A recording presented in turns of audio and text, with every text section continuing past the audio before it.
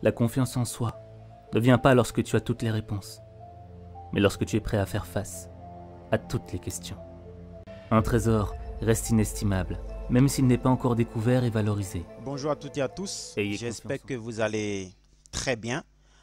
Alors, comme je l'ai dit dans la précédente vidéo, c'était la première partie concernant la gestion prévisionnelle des emplois et des compétences. Nous allons aborder maintenant la deuxième partie qui sera probablement la dernière partie de la gestion prévisionnelle des emplois et des compétences. Donc, nous allons continuer avec les années 2000.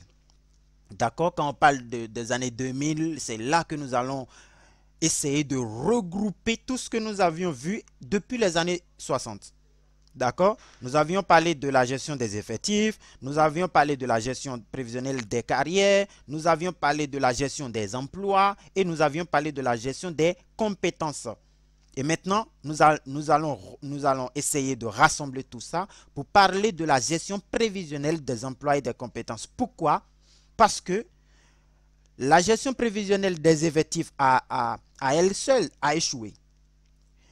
La gestion prévisionnelle des carrières à elle seule a échoué.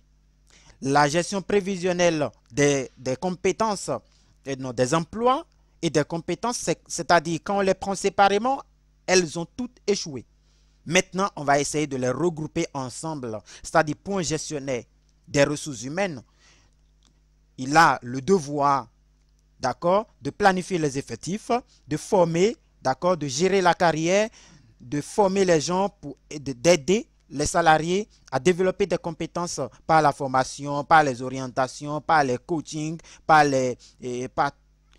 toutes les stratégies de motivation possibles pour amener son agent ou ses agents à mieux comprendre ce qu'il doit faire et ce que l'entreprise attend bien sûr de lui. Maintenant, les objectifs de la gestion prévisionnelle des emplois et des compétences. Déjà, il faut commencer par rester du côté d'abord de l'entreprise et après nous allons aborder le côté du salarié. Donc ici pour une entreprise, l'entreprise d'abord doit anticiper l'évolution quantitative et qualitative des emplois et des compétences à moyen terme et aussi à long terme. D'accord? Donc sur le long terme, l'entreprise doit réfléchir.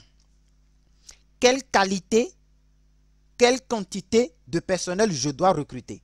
Quelle qualité de personnel je dois recruter? Je donne un exemple très simple. Une entreprise qui est spécialisée, par exemple, dans la médecine veut recruter un comptable. D'accord? Alors, si j'ai un cabinet de soins et que je veux recruter un comptable, je dois réfléchir. Est-ce que je dois recruter uniquement un comptable qui n'a que des notions de comptabilité? Mais bien sûr que non. Parce qu'aujourd'hui, les entreprises se basent sur tout ce qui est polyvalence. Donc, ils se basent d'abord sur la polyvalence. Il va se dire, dans un premier temps, il faut que la personne soit capable de gérer la comptabilité de l'entreprise, mais dans un second temps, il faut que la personne soit aussi capable de répondre à des questions d'ordre médical. Donc, c'est très important. Après, il faut orienter les politiques RH en conséquence, c'est-à-dire par la formation, d'accord, par le recrutement et par la mobilité. Donc, ici, la formation est quand même un point clé, c'est-à-dire un point essentiel qui va amener les salariés, c'est-à-dire les agents qui travaillent avec moi, à acquérir de nouvelles connaissances qui vont leur permettre peut-être d'avoir des promotions, d'être responsables à leur poste. Et là, je vous ai mis par exemple un savant que j'aime beaucoup, c'est Socrate, qui dit par exemple, nous sommes ce que nous faisons de façon répétitive. Quand vous vous faites former, d'accord, quand vous faites former dans un domaine donné, vous le faites désormais avec beaucoup de compétences, beaucoup de motivation. Vous maîtrisez ce que vous faites. Vous êtes capable de déplacer tel produit de tel point vers tel point. Vous êtes capable de démonter une machine, telle ou telle machine, et de remonter encore cette machine-là. Donc, c'est très important. Et Socrate va aussi nous dire, par exemple, que l'excellence n'est pas un acte, d'accord? Mais d'abord, l'excellence est une habitude. Ce que tu fais de façon régulière va devenir une habitude pour toi. Une personne qui sait comment manger, d'accord? Même si vous le mettez par exemple dans l'obscurité, dans une chambre où il n'y a pas de la lumière, et que vous lui mettez dans sa main ce que cette personne va manger, même s'il ne voit pas, il va quand même manger. Parce que cette personne sait désormais que la nourriture est dans sa main, et elle a l'autre main et pour manger. Et tout le monde sait où est, et tout le monde reconnaît la direction de la bouche. Donc, c'est une question d'habitude. Donc, quand vous vous habituez à faire quelque chose, vous maîtrisez la chose au fil du temps. Alors, pour le salarié ou pour les salariés, il devrait permettre à chacun de se construire un chemin professionnel. Ça, c'est individuel. D'accord? La gestion prévisionnelle des emplois et des compétences doit amener chaque agent à tracer son propre chemin. Bien sûr, en respectant l'évolution de l'entreprise. Une entreprise, je donne un exemple. Je travaille en tant que responsable ou bien gestionnaire de stock dans une entreprise. Nous travaillons avec Excel jusqu'à aujourd'hui. J'ai entendu parler, j'ai entendu dire que à partir de l'année prochaine, l'entreprise va acheter un logiciel, par exemple, Sage Logistique. Si je suis intelligent, même si l'entreprise ne lance pas une formation, moi, en tant que gestionnaire de stock, qu'est-ce que je dois faire? Je dois m'inscrire à une formation en SAP, par exemple, dès maintenant.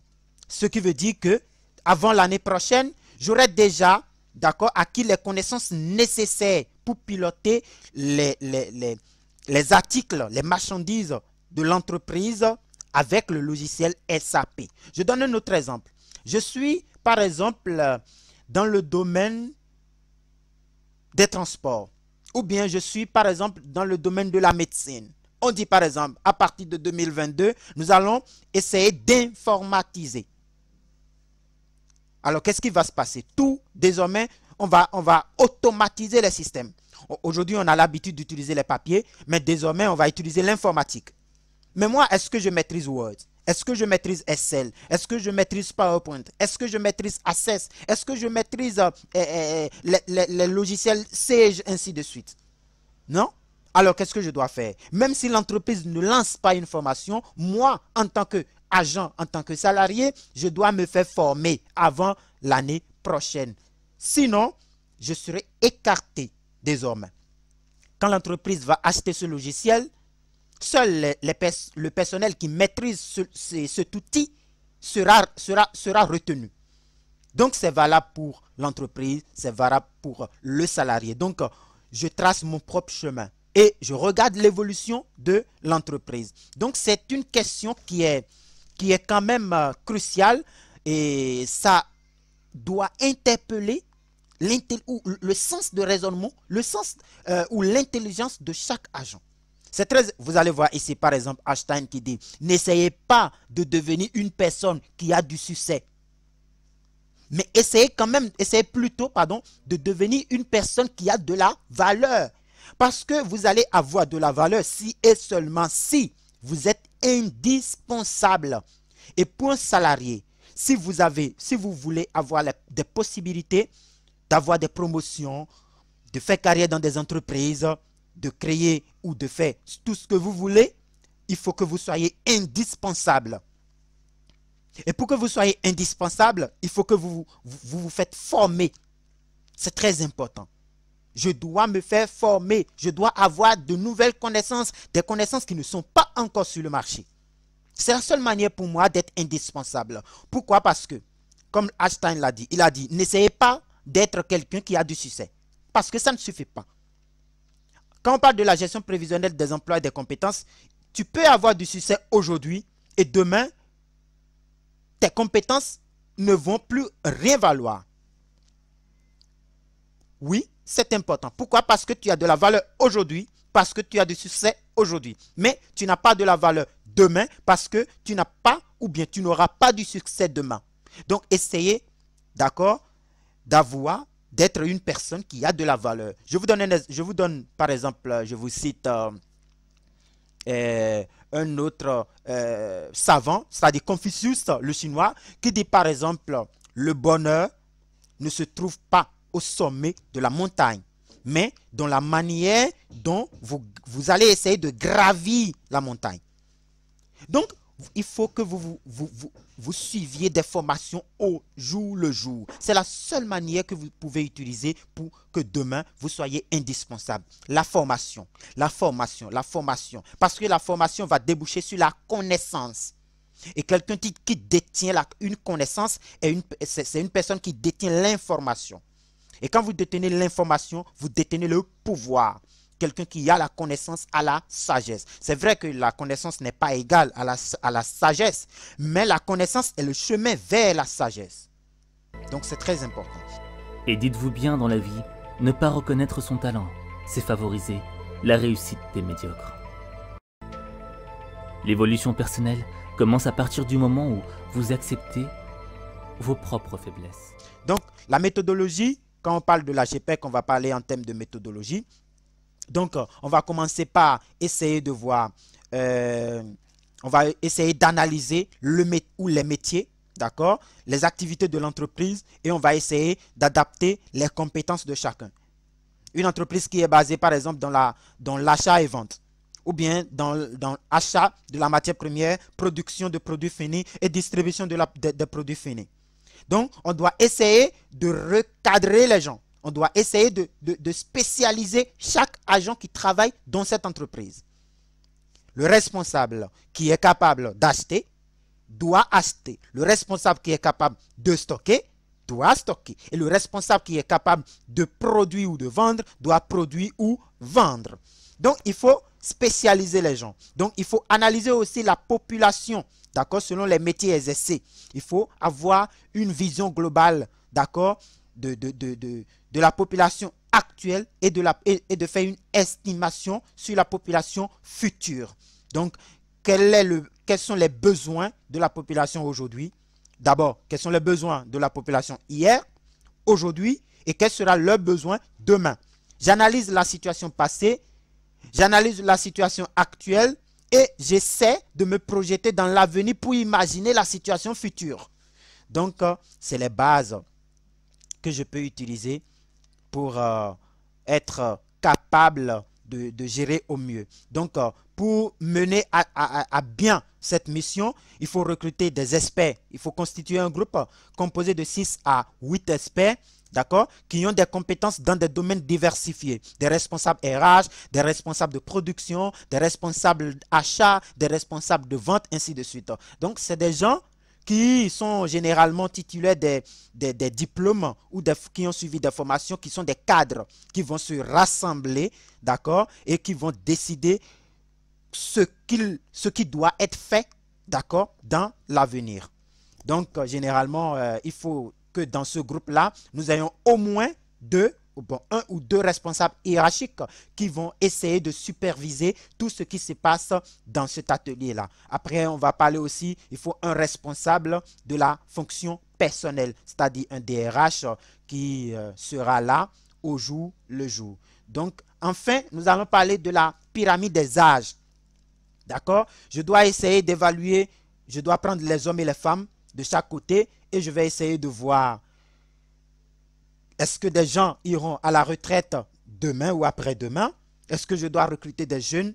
D'accord? Et en relation aussi avec les activités de l'entreprise.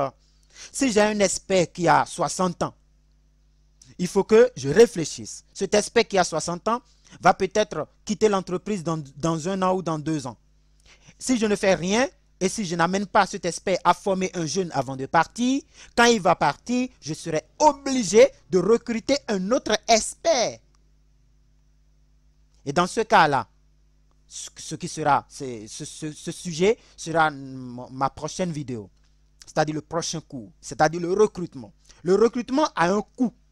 Donc, si je n'amène pas cet expert à former un agent, un jeune avant de partir, c'est que je serai obligé de recruter un autre expert et je vais dépenser beaucoup d'argent. Et je n'aurai même pas la possibilité d'octroyer ou bien de donner des promotions à mes agents. Merci à vous. Merci infiniment. N'oubliez pas de liker la vidéo si elle vous plaise. N'oubliez pas de la partager avec vos amis, qu'ils soient en gestion des entreprises, en RH, dans tout, en tout cas en gestion de façon générale. Merci à vous et souvenez-vous que vous avez non seulement le droit, d'être unique, mais aussi l'obligation. À partir du moment où vous croyez en vous, vous saurez comment vivre. Personne ne peut vous faire sentir inférieur sans votre consentement.